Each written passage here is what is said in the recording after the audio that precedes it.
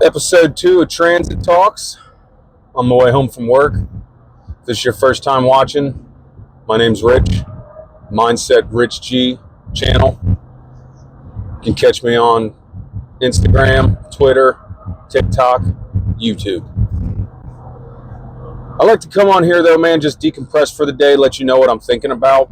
Because like I said, I got a 40-minute ride to and from work. Everybody asks, why the hell would you do that? Well, I'm getting compensated well enough to make that drive.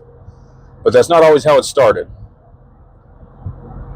Used to be able to not even pay my rent of my 2-bedroom house. Long story short, I've come a long way. And I know a lot of you guys have too. Knowing that you have to take inventory of where you're at and where you've been. You got to be grateful, you got to be appreciative, and you got to take seconds every once in a while, man, to celebrate the W's. Because I know I've had stuff happen to me in my life, but it's nowhere near compared to what some of you guys have had happen to you. Like, that's why I don't even like talking about it. I talk about it to give you a baseline about where I'm coming from and to find the commonality between us, because I know that there's other men out there who have gone through this stuff.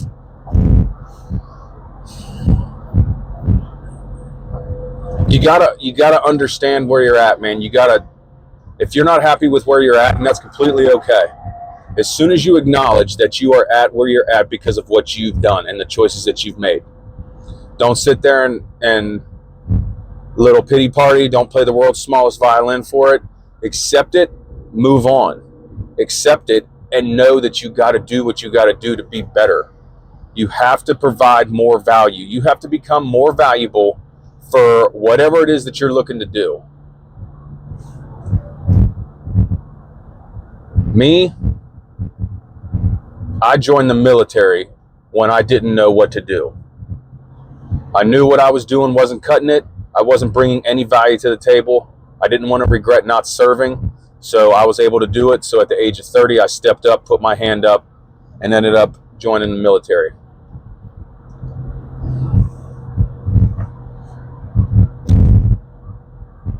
How we've got this far. The military was great for me. It was really rough on my family. Gave me a lot of opportunities. So I left it.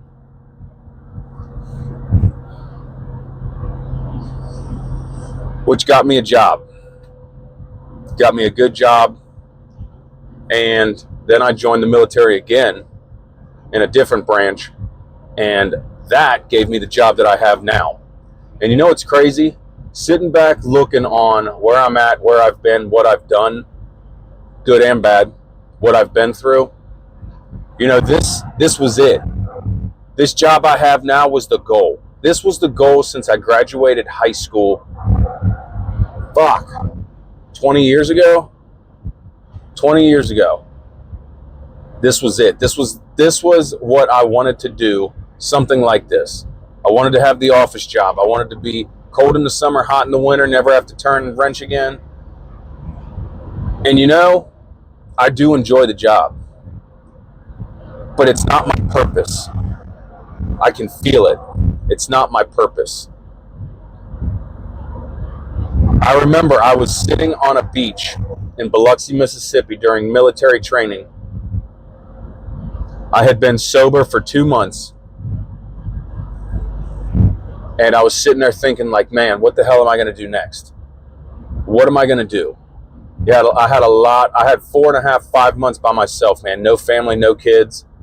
I wasn't drinking. I was in a beach town. I was just sitting there thinking, I was like, well, I got to start self-developing myself. So I was constantly reading, constantly trying to post content just as to be an outlet. And because I felt like other people knew what I was going through. So I just started posting, started self-developing. And it was at that point when I decided what I was going to do and what was going to be my sole purpose.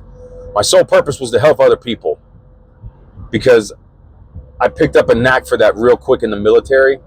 I might not have been the best, sailor, soldier, airman, But what I could do is I could stand on principle to stick up for other people when nobody else would, and to be able to tell people the bigger picture, to motivate people, to help people see the end goal.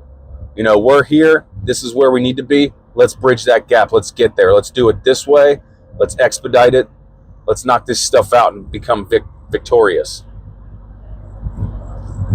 So I really got a knack for that, for being a people leader, for actually knowing how to get people going when they lacked purpose or when they lacked motivation. And that's ultimately why I did this, because what I'm doing now, like I said, you see me in the button-down shirt, you're like, oh man, what the hell would this guy know? I've done a lot of shit. I've done construction. I've done fucking everything under the sun. Then I joined the military. I did a shit ton there. And now I'm doing what I'm doing. I know that there's other people out there who have gone through this journey too. And maybe you're ahead of me. Maybe you're where you want to be. Maybe you're not. Maybe you're sitting there thinking, man, I still got some places to go. I still got some things to do. And that's okay. Self-development is not a race. It's a journey. It's never ending. There is no finish line. And some people, you might be content with where you're at, man. That's fine, then be content. But there's other people out there that want to continuously self-develop, because every time they set a goal, they reach it, there's something else. We need to get to the next goal. And that's what I'm feeling right now. I finally got the job that everybody was like, oh man, great job. You did it, man. You did it. You made it. You got it, man. What else could you want? You got it, man. You're done. But in my mind, I'm sitting there like, it's leaving me not fulfilled. What does fulfill me is getting on here, speaking my word, creating content, hearing the comments and some of the DMs that people send me. That's what gets it for me. Hearing the stories, knowing that people are going through or have been through the same thing that I went through and am going through. That's what lights the fire. And all I want to do, man, is just help.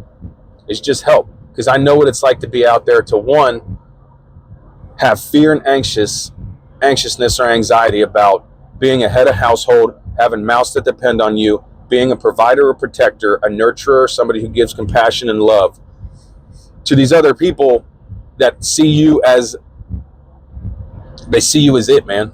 You are the top of their world. You are the superhero. You can do no wrong. And at some point in life when they grow up, they'll know, whether it be through this or whether it be because they ask me or they run into somebody from my past, they will know of my accomplishments and my mistakes. Because nobody's perfect. Everybody's got a past.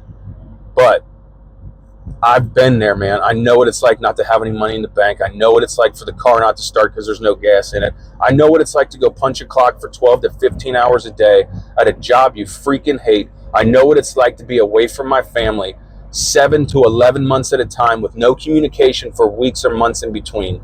I know what it's like, man. And I know what it's like to leave a partner hanging, to do all of that yourself, and you still expect them to be supportive.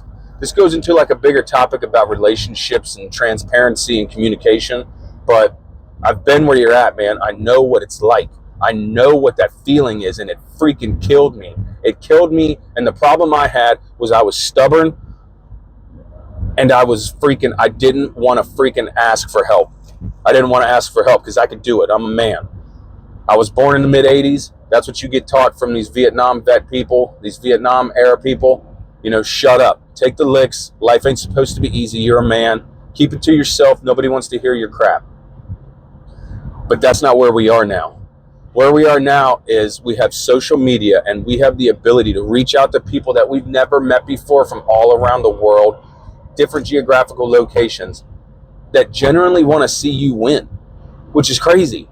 Because you might have somebody in your own family and in your backyard that sees you, puts a smile on their face, that you think wants you to win, but they don't, man. They don't. They weren't there for all those days you were gone, all that time you were busting your ass, all that time you were putting yourself out there and being vulnerable. And all they see is like, hey, man, you must be nice. That's lucky, man. You're the luckiest son of a bitch I know. It's like, yeah, I'm real lucky. I'm real lucky. I'm appreciative. I'm appreciative to all the hard work and sacrifice that myself and my family put in, that went through. Because it wasn't easy, man. It wasn't easy. It was brutal. Just had me thinking today, because that's why I did this, man. To make this stuff for you. If you need this, watch this stuff, put it on repeat, reach out to me, comment, do anything, man. I'm pretty responsive unless I'm at work where I can't have my phone on me. But it's like, I know what it's like, man. I've been there. And I just want to tell you, it's going to be okay. It's going to be okay. You're going to get through it. Is it going to happen in your time? No, it's not. It's going to happen in God's time. It's going to happen when it's supposed to. It ain't happened yet because you ain't ready for it, man. So keep on grinding. Keep your head down. Stay positive. Keep on self-developing yourself, because it's never ending. Just stay with it, man. That's all you can do. Just be tenacious, man. Be ferocious. Be the freaking animal that you are. You know you are. And just go out there and get it. Because sooner or later, man, you can't stop somebody who doesn't give up. You can't stop somebody who doesn't know how to quit. Because you'll beat 90% of the fuckers out here that won't show up, or they quit. So just keep on showing up, man. Keep on grinding. Your fucking time's coming, and when it comes, it's going to make all of that struggling fucking worth it. See you soon.